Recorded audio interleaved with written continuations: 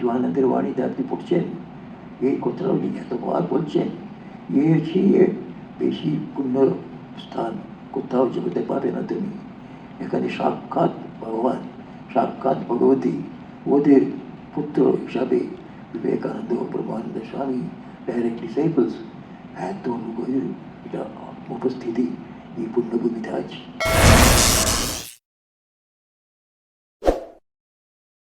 সবাই শুনতে পারছেন তো শেষে?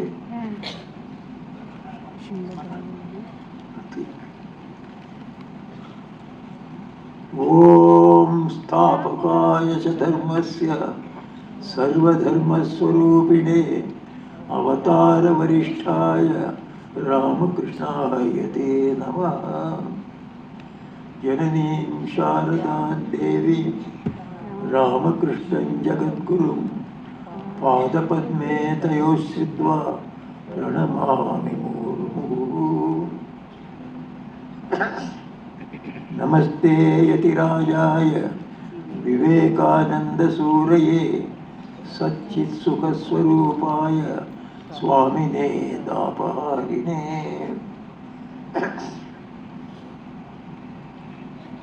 प्रिय ज्ञानव्रतानंद जी, अन्य अन्य साधु वृंद, हमारे प्रिय भक्त वृंद, आज ये भक्त सम्मेलन खूब ভালো দিনে আয়োজিত হচ্ছে। শ্রী শ্রী মায়ের জয়ন্তীর পরের দিনই আজ এটা অর্গানাইজ করা হচ্ছে। স্বাভাবিক তো এই সময়ে আমরা মায়ের জীবনী একটা শুনি, মায়ের কথাই শুনি। আজকে এই সম্মেলনের মধ্যে আপনাদের অনেক বক্তব্য আছে, যাতে আপনারা মায়ের কথা শুনবেন, মায়ের জীবনী সম্বন্ধে শুনবেন। এছাড়াও অন্যান্য ধর্মজীবনের সম্বন্ধে শুনবেন। তারপরে ভজন সঙ্গীত থাকবে, আপনারই হয়তো কিছু গীতা পাঠ করবেন। অনেক রকম আজকে আইটেমস আছে। খুব সুন্দর ভক্ত সম্মেলন, সবাইদের এটা মঙ্গল করবে, এর মধ্যে কোনো সন্দেহ নেই। ঠাকুর বলতেন ওনার কাছে গিয়ে যারা যারা যেত ওনাকে প্রথমে প্রশ্ন করতো, মহারাজ রাস্তাটা কি? রাস্তাটা নেই, দক্ষিণেশ্বর রাস্তা কি কলকাতা রাস্তা নেই, মুক্তির রাস্তা কি? যে সাধারণত ভক্তরা জিজ্ঞেস করলে রাস্তাটা কি, ওটা মুক্তির রাস্তা কি, ভগবান লাভের জন্যে কি রাস্তা? উনি সরলভাবে সাধারণত একই রকম উত্তর দিতেন, যদিও পরে বিস্তৃত রূপে আলাদা আলাদা উপদেশ দিতেন। বলতেন নাম করো, মানে ভগবানের নাম করো, এই একটা অত্যন্ত সুন্দর ওই রাস্তা যেটা দিয়ে ভগবানকে প্রাপ্ত করা যায়। তারপরে গুণগান করো, গুণগান করো মানে আমরা যা ভজন গাইছি এটা গুণগান করাটা। তারপরে পাঠ করছি, আমরা সৎগ্রন্থের পাঠ করছি, এটাও গুণগান করা। তো এটা করো, গুণগান করো, এটাও ভগবানের কাছে নিয়ে যাবে। ধ্যান করো, ধ্যান করো মানে এখন আমরা বক্তৃতা শুনছি, ওটা এক মনে গিয়ে শুনছি, এটা একরকম ধ্যান। তো ধ্যান করো উনি বলতেন। তো আমরা এখানে ওটা পাবো। তো আপনাদের একাগ্র হয়ে বক্তৃতা যখন শুনবেন, ওটা আপনার ধ্যান হয়ে গেল। সব তো আপনার করবেন এখানে 5 মিনিট 10 মিনিট মাঝে মাঝে করেই যাচ্ছেন, আর ভজন তো শুনছেন, এটা তো গুণগান করাটা হচ্ছে। এর সঙ্গে একান্তে বাস করবো বলতেন। একান্ত কিছু সময়, একদিন, 2 দিন 3 দিন যেমন পারো একান্তে বাস করা ভালো।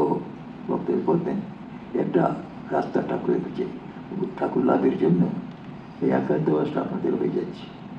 এখন বাড়ি টাড়ি সব তো ভুলে গিয়ে এখানে এসে বসে আছে, কিন্তু এখানে 4 ঘন্টা 5 ঘন্টা থাকছেন। আসতে ওই তো ভাবতে ভাবতে মিশনে এসেছেন, আর এখানে এসে 3 ঘন্টা 3.5 ঘন্টা আসছেন। এরপরে আপনারা প্রসাদ পেয়ে যেতে আরও 1 ঘন্টা লাগবে। 5-6 ঘন্টা আপনারা এই একান্ত পেয়ে যাচ্ছেন এটাতে। ঠাকুর যা যা বলেছেন ভক্তদের করতে, এই সম্মেলনেতে হচ্ছে ওটা। এই ভক্তের সঙ্গে এই ভক্ত সম্মেলনে হয়ে যাচ্ছে।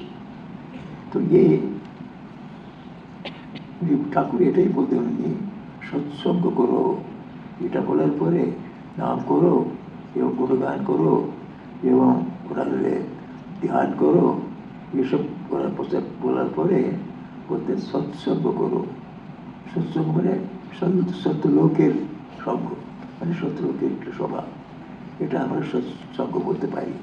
আপনারা সবাই এসেছেন, এটা সৎ উদ্দেশ্যে এসেছেন, ভালো উদ্দেশ্যে। উদ্দেশ্যটা কি?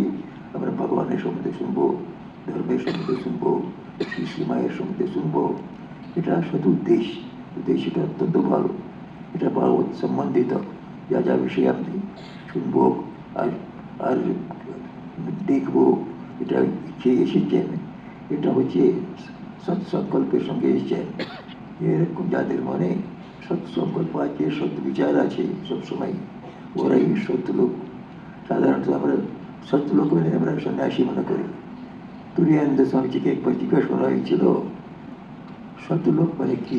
সৎসঙ্গ বলছি মানে সত্যলোকের সঙ্গ সভা, এটা নামটা যে সৎ কে সৎ লোক। স্বামী তুরিয়ানন্দ স্বামী আমাদের মোটের একটা অদ্ভুত সাধু উনি। তো আপনারা তো যে ঠাকুরের জীবন পড়েছেন জানেন, তুরিয়ানন্দ স্বামীজিকে স্বামী ঠাকুর বলতেন ঠিক গীতার মতন, ভগবত গীতার মতন যোগী। তো সেরকম যোগী উনি উত্তর দিলেন সত্য মানে সন্ন্যাসী নয়, সবসময় যাকে দেখলে তোমার ভগবান মনে পড়বে ও সত্যলোক। যেমন উনি উদাহরণ দিচ্ছেন ঠাকুর, যদি এখন বৈদ্যকে দেখলে আপনার একটা রোগের স্মরণ আসবে, ও এই বৈদ্যের ওষুধ খেয়ে আমি ঠিক হয়েছি, হয়তো 10 বছর আগে হয়েছে, কিন্তু বৈদ্যকে দেখতেই তোর রোগের মনে পড়ে গেল। সেরকমই আরেকটা উদাহরণ দিচ্ছেন ঠাকুর লায়ারকে, একটা লায়ারকে দেখলে কোর্টের মনে পড়ে যায়, ও এই লাই আমাদের কেস করেছিলেন এই 15 বছর আগে, আমাদের আমরা এগিয়ে রেখেছিলাম। 15 বছর রাগটা চট করে আপনার মনে পড়বে লয়ারকে দেখলে। যেমন সবসময় লয়ারকে দেখলে কোর্ট মনে পড়বে, সেরকম বৈদ্যকে দেখলে রোগ মনে পড়বে। সেই রকম কিছু কিছু লোক আছে, ওদের দেখলে ভগবান মনে পড়বে, ঠাকুর মনে পড়বে। সেরকম একটা ঠিক কেউ একটা ভক্ত আছে, আমাদের অনেক ভক্ত আছে, ওরা সবসময় সারাদিন ঠাকুরকে নিয়ে ব্যস্ত। ওকে দেখলেই ওরা খুব ভালো লোক, সবসময় ঠাকুরকে নিয়ে ব্যস্ত। বাড়িতে গেলে না হয়তো রামায়ণ পাঠ করছে, না হলে গীতা পাঠ করছে, আরও কিছুক্ষণ পরে গেলে পূজা করছে, তারপরে কিছু অন্নদান করছে, তারপরে কিছুক্ষণ রেস্ট নিয়ে তবে বিকালে উঠলেই আবার মন্দির গিয়ে বসে আছে, মন্দির কিছু যোগ করছে, তারপরে মঠে যাচ্ছে, আশ্রমে যাচ্ছে, সবসময় ব্যস্ত ঠাকুরকে নিয়ে। ও মানুষকে দেখলেই এই লোকই কিন্তু যে কাজের মধ্যে শুধু যাই সময় পাবে ঠাকুরকে নিয়ে ব্যস্ত, এরকম লোক আছে, এরা সব সত্য। আমরা মোটামুটি এরকম ওদের চাই। আমরা আমাদের ভক্তরা সবাই তো নিজের কর্তব্য করবে, এইসব ঠিক করবে, কিন্তু অন্য সময়ে সবসময় ঠাকুরের সম্বন্ধে, মায়ের সম্বন্ধে, বিবেকানন্দের সম্বন্ধে, ডাইরেক্ট রিসার্চদের সম্বন্ধে এবং রাম, কৃষ্ণ এদের সম্বন্ধে, ভাগবত রামায়ণের সম্বন্ধে চিন্তা করি। সবসময় খালি সময় ছড়তে নেই। বারে বারে শ্রীশ্রীমা বলতেন কোনো সময় খালি মনটা ছাড়বে না, খালি মন থাকলেই ওর মধ্যে দুর্বিচার আসবে, দুর্বিষয় আসবে। সেই জন্য সবসময় মনটাকে ভালোভাবে ভরে রাখতে হবে। এর জন্য ওরা অনেক রকম উপায় বলতে, ওটার মধ্যে হচ্ছে ঠিক নাম করা। নাম মানে শুধু নামই করা যেতে পারে, মন্ত্রও করা যেতে পারে, কিন্তু যা করি সুবিধা হবে, যা করি খালি সময় বলে মনে করি এই কাজটা হলো, আর একটা কাজ করতে মাঝখানে একটা ইন্টারভেল আছে, এই ইন্টারভেলটা আমরা চুপ করে না বসে তারপরে আমরা নাম করতে পারি, মনে মনে নাম করতে পারি, আর কোনো আওয়াজ নেই, কিছু নেই, কেউ বুঝতে পারবে না, কিন্তু আপনি মনে মনে নাম করে যাচ্ছেন। এটা খালি সময় পেলেই যখন ভগবানের নাম এসে যায় মনেতে, তখন অন্য বিষয় ঢুকতে পারবে না। কাজের সঙ্গে পুরো মনটা কাজের উপরে লেগে থাকবে, পুজোর সময় পুজোর দেখতে লেগে থাকবে, অন্যান্য মাঝখানে কোনো ইন্টারভিউতে আসবে, যখন অন্য বিষয় ঢুকতে পারে অবশ্যই আমরা আগে ঠাকুরের নাম ঢুকিয়ে দিই, নাম জপ করে দিয়ে আরম্ভ করে দিই, তাহলে অন্য বিচার অন্য বিষয় ঢুকতেই পারবে না। এই সম্বন্ধে আমাদের সব ডাইরেক্টলি শাস্ত্র বলেছেন, ঠাকুর বলেছেন, মা তো বারবার বলছে, সবসময় তোমার মনেতে ঘড়ির কাঁটা যেমন চলছে তেমনি নাম করে যাও। নাম করতে থাকলে একটি হবে, কোনো খারাপ চিন্তা আসতেই পারবে না। খারাপ চিন্তা না এসে আসলে কী হবে, এ নামের এর পরিণামটা, এর একটা এফেক্টটা আমাদের মনের উপর হতে থাকবে।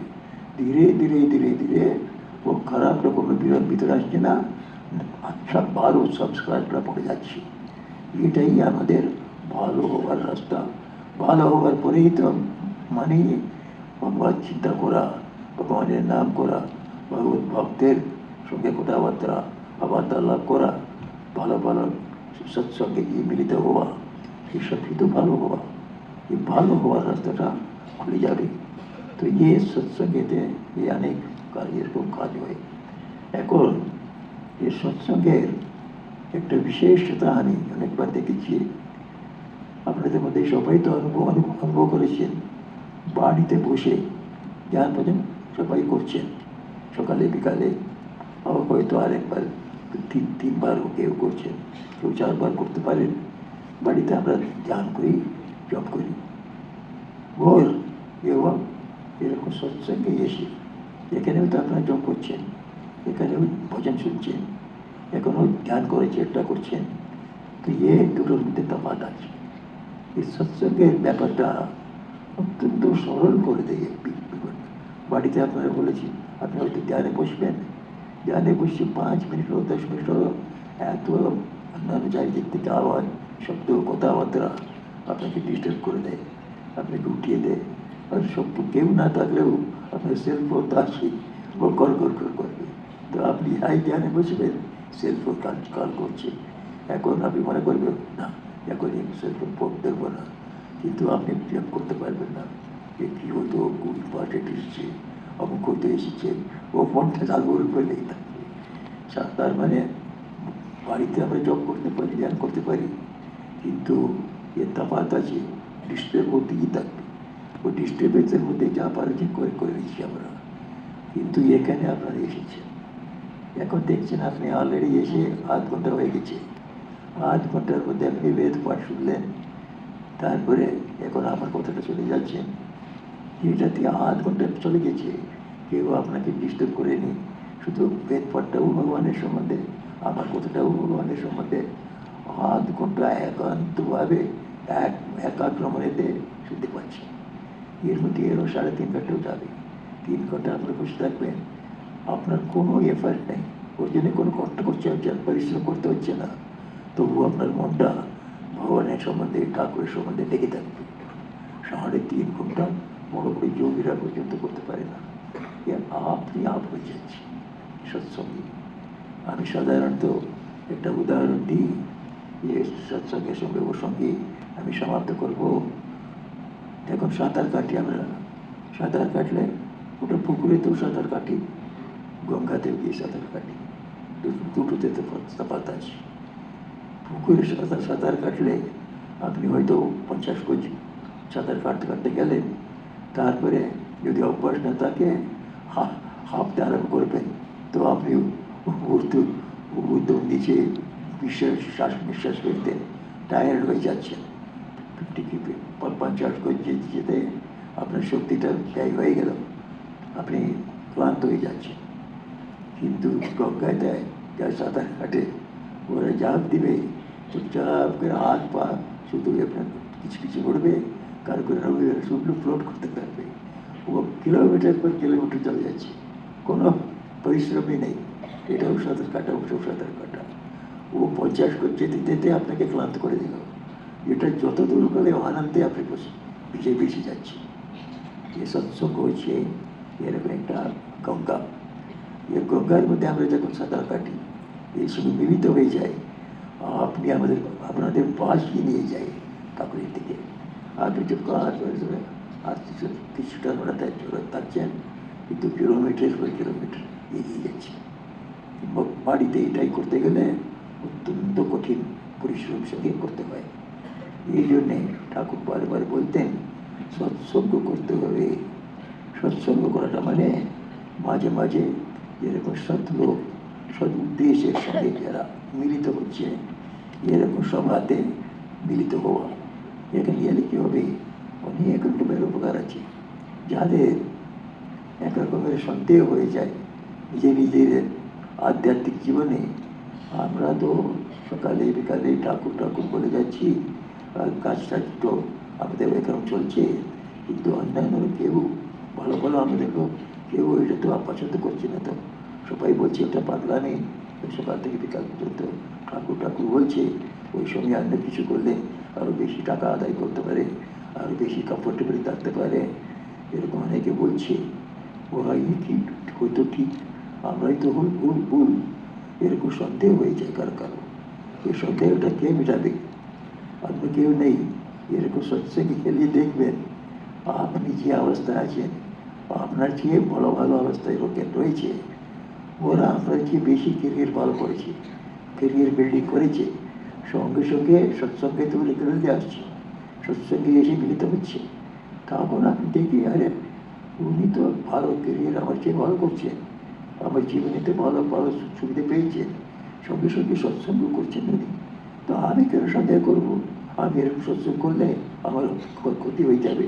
এ কয়েকজন বললো, এদের কোথা থেকে আমি কেন প্রশ্রয় দেবো?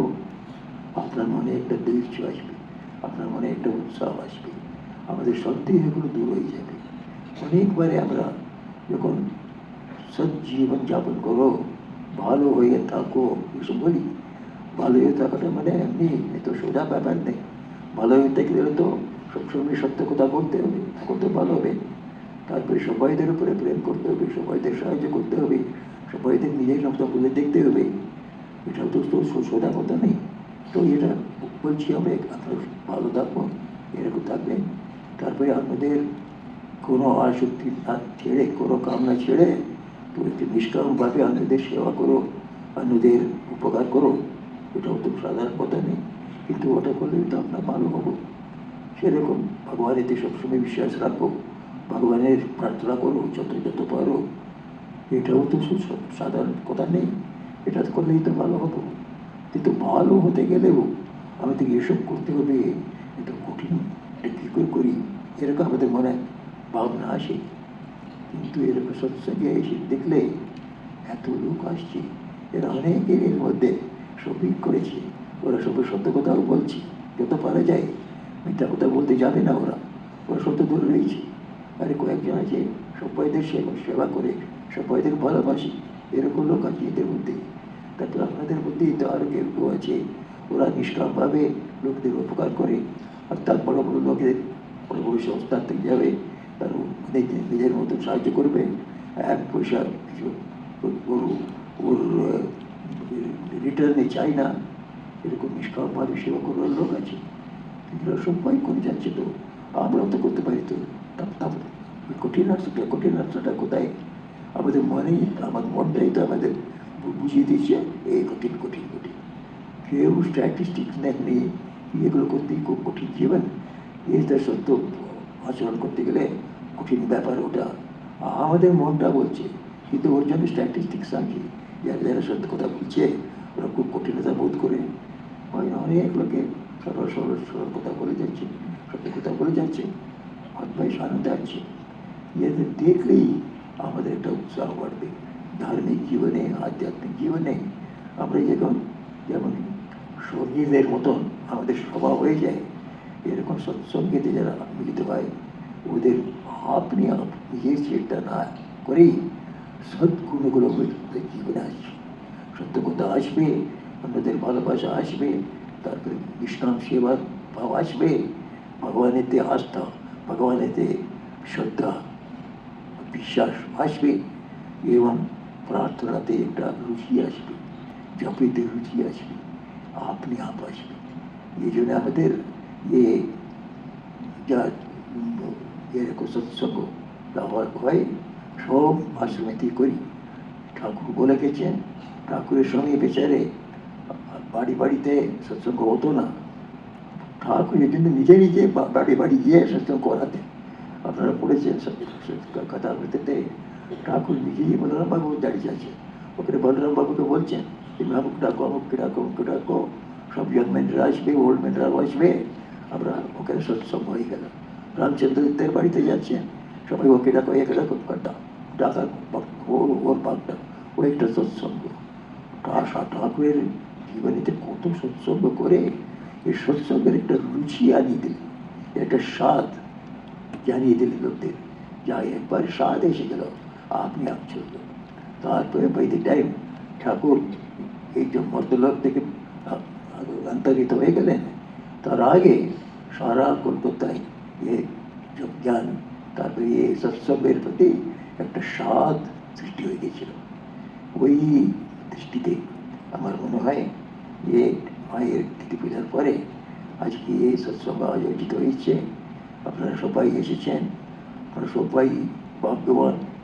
এই পুণ্যভূমি যেখানে এই বেলুর মধ্যে ঠাকুর নিরন্তর রয়েছেন, যেখানে আশীর্বাদ করতে করতে বসে আছেন, মা বসে আছেন, স্বামীজি বসে আছেন, আর ব্রহ্মানন্দ স্বামী বসে আছেন, সব ডাইরেক্টর সমাধিপীঠ আছে ওখানে, সব ডাইরেক্টর এখানে আছে, ওর পরের যা যত প্রেসিডেন্টরা ওরাও এখানে আছে।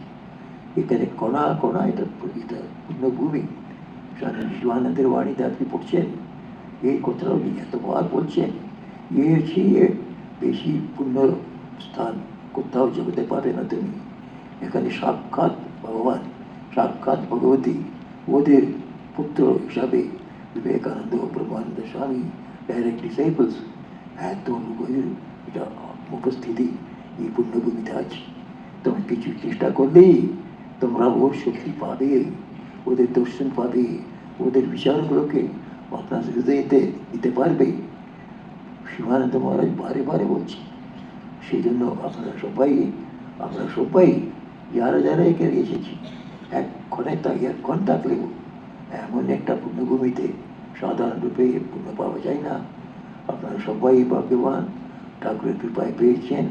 সেই ঠাকুর কৃপায়, মায়ের কৃপায়, স্বামী বিবেকানন্দের কৃপায় এরকম অবসর বারে বারে আপনারা পান। বারে বারে আপনাদের জীবনটা সার্থক হোক, সফল হোক, ওরা ওরকমই আশীর্বাদ করুন, এই প্রার্থনা করতে আমার সত্যটা শেষ করছি।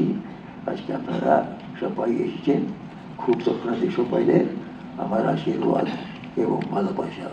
জয় রামকৃষ্ণ, জয় মা শারদা, জয় স্বামী বিবেকানন্দ। শান্তি শান্তি শান্তি।